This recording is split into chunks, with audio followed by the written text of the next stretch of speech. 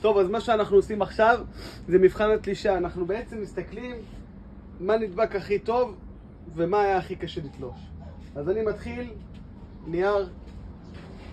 כמו שאתם רואים, הנייר הוא לא באמת יתחבר, יתנפח. ברגע שאין לו כיסוי מלמטה, פשוט נשלף בשנייה. בסדר. זה לגבי הנייר.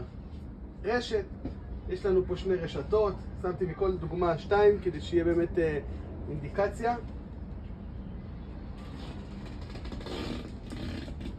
חזק. חזק, ממש חזק. אוקיי. הרשת הייתה חזקה, ונעבור לפיבה. טוב, זה לא. עכשיו, כדי לבדוק מה הכי טוב גם, עשיתי את זה גם משני הכיוונים. אוקיי. בשני הכיוונים אני מושך את הפיבה.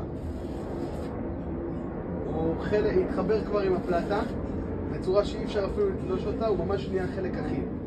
רשת.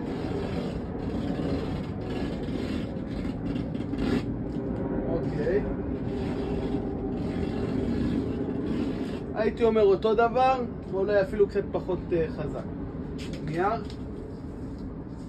עושה בשנייה. טוב. לסיכום. פה זה הודבק בשני צדדים. הרשת הייתה חזקה בשני המקרים. הפיבה התחברה ממש עם הפלטת גבס. אני חושב שזה טוב לשיופים.